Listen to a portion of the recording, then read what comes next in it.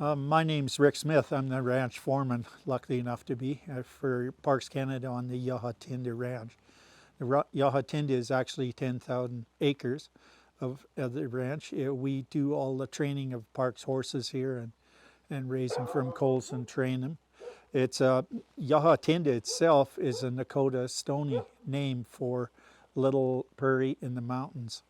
So that's kind of where the name comes from. It's been here since 1917, and we've been raising good horses and putting them to work as patrol and saddle and pack horses for the warden service in the backcountry of Banff National Park. Yeah, my name is Arto Djerdjerian, Lacombe, and I started this project in 2015, actually shooting here, and I've been shooting since then, coming up a couple of times a year, all seasons.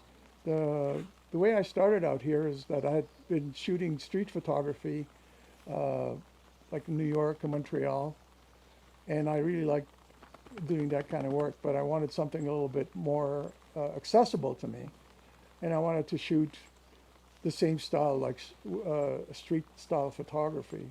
And then I'd been coming here since the 80s with my horses, and we'd ride in this country for years. And then we quit coming out here, and then for some reason I thought about this, so I decided to see if I could pursue that. So I called Rick and Jean here at the Ya Ha Tinda with my idea of what I wanted to do. They said, submit in writing your proposal, which had to be approved by Parks Canada. And I did that. So they forwarded that to Banff, and they said it was okay. And shortly after that, Rick wanted to come and talk to interview me, basically, to see how, to explain to me the rules and safety issues and stuff around here, because he didn't know me from a hole in the wall to being around the horses and stuff. So I came out here in September. We sat down, had a good talk, and it was okay, like they said, yeah, you can come up. And then I came out again March the year after that. I wanted to make sure that he really understood horses and wasn't going to be in the wrong spot at the wrong time, shooting a picture and get mowed down,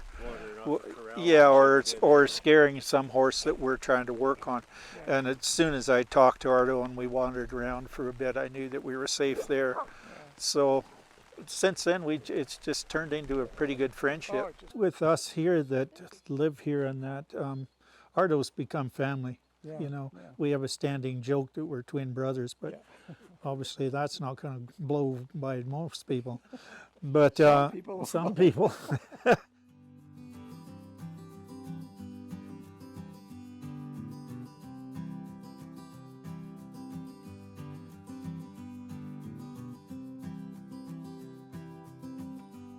I'm really happy that you guys took this on, because for one, it's means a lot to us that you're going to do this display, and Arto means a lot to us, so it's nice to have it culminate with him putting on the show.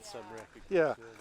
So everybody here is happy about it. The only really documentation of photographs was basically archival stuff, and not many people see, even the people that are working here, they're not aware of how the importance of the place, they're just working here and stuff.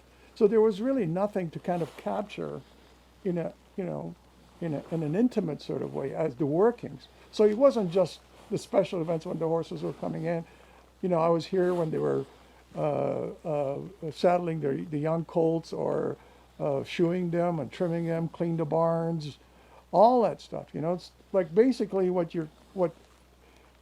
I have here is what you would see on an ongoing basis if you lived here. It's not, if you come here as a tourist and walking around, you're going to see a few things, but you're not going to see some of the stuff in the background. Now the other thing is that I approach it as a street photography without changing anything. First of all, they wouldn't let me. I mean, they're working. This is a working ranch, and that suited me just fine. So I don't interrupt anything, I don't change anything, I don't pose anything. So it's much more organic, much more fluid, much more natural images. It's a lot more comfortable to look at.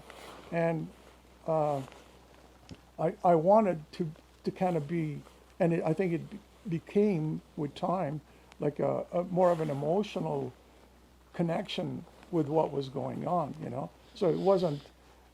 It was like kind of if you're a fly on the wall. I'm not documenting. Like my purpose was not to document the Ya Ha Tinda. I'm not a documentarian. I was just looking for interesting stuff that excited me in the frame, right? The form, shape, color, light, all had to come together. That was my main thing. And just as the medium itself, basically, I am documenting, but that wasn't the goal, the initial goal. And also, I'm not a landscape photographer. Yeah. Like, you know, but you can't take the landscape out of the content of the stuff. It's such an important, like, you can't take the horses out of the Yeah. thing, out of the thing. So, I mean, everything is so intertwined. Arto, I think, is a horseman himself, and to all of us that live here, the horses are the whole essence of the place. And like most horsemen, we're quite proud of the product we turn out, the quality of horses we have, and the quality of horses that we turn out to keep park wardens and staff safe in the backcountry. And it was fun working with Arto because we're not artists or photographers ourselves. We don't even think of to carry a camera.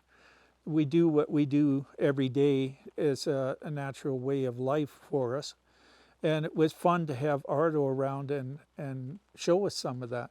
You know, most of us had never seen ourselves riding or working with colts or doing anything else. And Arto has always been very gracious about showing us what he's done and produced, and we've really appreciated it. We also like the man a lot, so that helps a whole lot easier to work with him, because we're not really outgoing people with a lot of strangers and that. But with Arto, we were very comfortable. The guys that work for me, even more so than I am, are private, quiet guys. And so to have Arto around, it took them a while to get used to it, but once they did, they quite liked it, and they'd even call him if they thought something was coming up that he might be interested in, or things like that. So they came around to, it was an interest in all of us to try to make this project work out the best we could for him. We're always nervous of the public around these horses, because they're not broke tried horses until their fifth year with us. And it takes a while, and we can't do our job safely if we're worrying about another person in our midst. But Arto fit in there well, and we were comfortable with him being there. We weren't worried about him being there, because he does understand what the horses are going to react like and things. And so it worked out for everybody as probably the most positive way to show what the Ya Ha Tinda is really all about. The guys that I work with, well, they all think the world of Arto, and they like working with him, and he's been very good to them, giving them prints of themselves that they would never have otherwise. Or professional cameraman, you know, handing you a print is pretty special. I've been a very small part of it, 18 years here now, but I wanted to see it to continue, not just for the ranch itself, but for the work that we do here. I still believe to the bottom of my heart that the safest way to cover the country in the national parks where we send horses is on horseback. It's best, you're not offensive to other wildlife, so they can do their game counts. We can work at different things. The scientists use the horses for different programs, and from bison to elk to ground squirrels, everything else that they need to get back there to look. And a horse is the right way and the legitimate way, the best way to carry it on. And the ranch, I think, will always play a part in that, and I'm hoping a bigger part as time goes on, in keeping that going, tradition of it all, and the protection of the wildlife that we look after.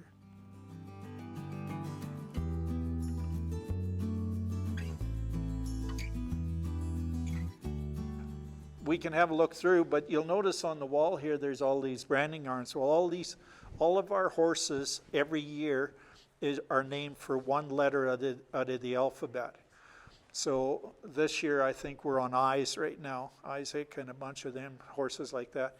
And my wife tries to find names that kind of coexist with the park. And then that horse will carry that name his rest of his career with us. So Ichabod and Indy and Agar and Imp, Irving. Yeah. Ice. That's great. And they're all, and then the year before it was H's, and so they're all named with an H. And that's the start of their career. And then on the bottom, like on this horse, you'll put whatever park he goes to, and then I will be the next letter, and then the last one will be 4. But along with that, on the right front foot, every year he'll have 2 letters and a number. The first letter will be the park he belongs to, so Banff or Jasper or whatever, when he gets sent out. The second letter will be the year he was born and whatever his name is. And the third will be the number that we put him in a data bank. Now every fall when they come back to the ranch for the winter, we'll pull their shoes off and rebrand them. And it'll grow out through the summer. It's like your fingernail, it grows constantly.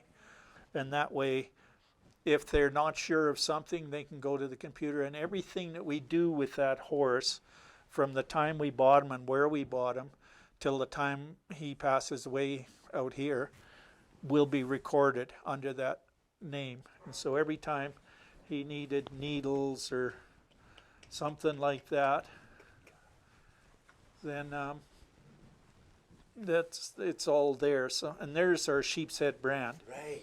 Ooh.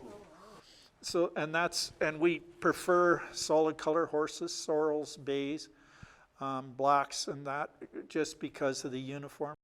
They think it looks better than paint horses and different multicolored horses. It makes it more uniform looking. And we do a lot of that here. All our shoeing we do in this barn. All the guys that work on the ranch here can shoe, including Tamara. She shoes as well. It's part of your job and first shoeings on colts, you need somebody that's a fairly solid shoer has got the confidence level, because when you first prick a horse's foot up, trim it off, and then get hammering on it to nail a shoe on, it can be pretty stressful for a young horse. And so the people here have to be pretty competent shoers to get it done in a way that horse isn't going to fight every time you shoe him the rest of his life. And you put shoes on up here where we use horses a lot. They're getting reset every 6 weeks. So that's a lot of shoeing that goes on here. And all these horses are just 3 years old. So we like them. Like all of these horses, you see they've got a lot of good round, hey buddy. They've got a lot of good round bone. Ticklish, are you? And straight, fairly good at pasturing on the end, and blacker, darker feet. Just so, and we want that foot to be at least a 1 or a 2, which is a size in shoes, so that it spreads out and it's a pretty good size foot. But they're the size we want, because we cross a lot of big wet rivers and things like that. So, and a few smaller ones like this one is good too, because we have a lot of women that are your size. So to lift a 150-pound pack box up here, or lift it up to here, is a lot easier, and to do your packing of things. Saddle horses will weigh about 1,100 pounds, 1,200 pounds when they go to the park as 5-year-olds. We'll try to find a horse that's 1,400 to 1,600 maybe. That little bulkier, but we can still, small enough we can pack them.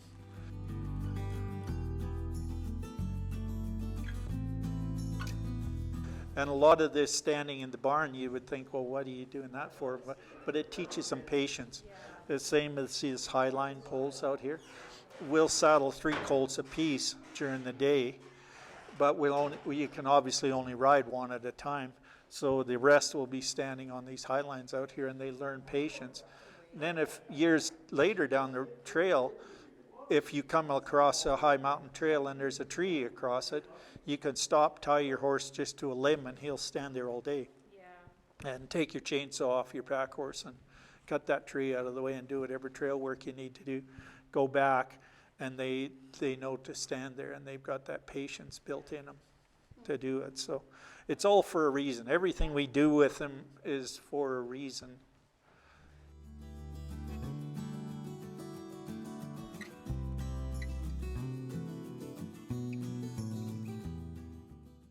As they wear down and get older, probably closer to their 20th birthdays and that kind of thing, we'll turn them into public relations animals, and they will be used in parades and around campgrounds, because talking to people and doing different things.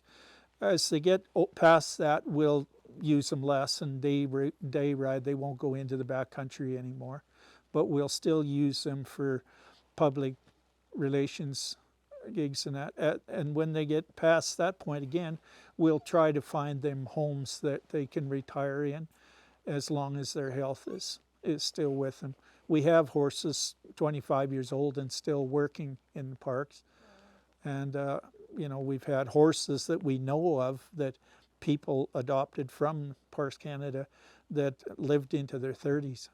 And that, so yeah, it's a pretty healthy way for a horse to live. It's as natural as they can live with still working with people. But they work enough that they stay healthy, they're fed well, they're looked after well, vet, anything that they need to keep them healthy, we do. So a horse can last quite a while. With him around and what he's looking at makes us take a second look at it ourselves. You know, with amongst the guys we're seeing, what is he seeing there? That, because to us it's all seems so normal. But yes, it has helped us reflect a lot, and friendship has helped us a lot, just with visits and things going. I've been to one show with Arto in it so far, and I really liked watching people and their reaction to the ranch and the horses, and I'm very proud that you guys are going to put this on so that maybe a few more people will come to appreciate what goes into a good horse. It's not just something that happens overnight. It's hard work by good, dedicated people, men and women, that make these horses turn out to be what they are.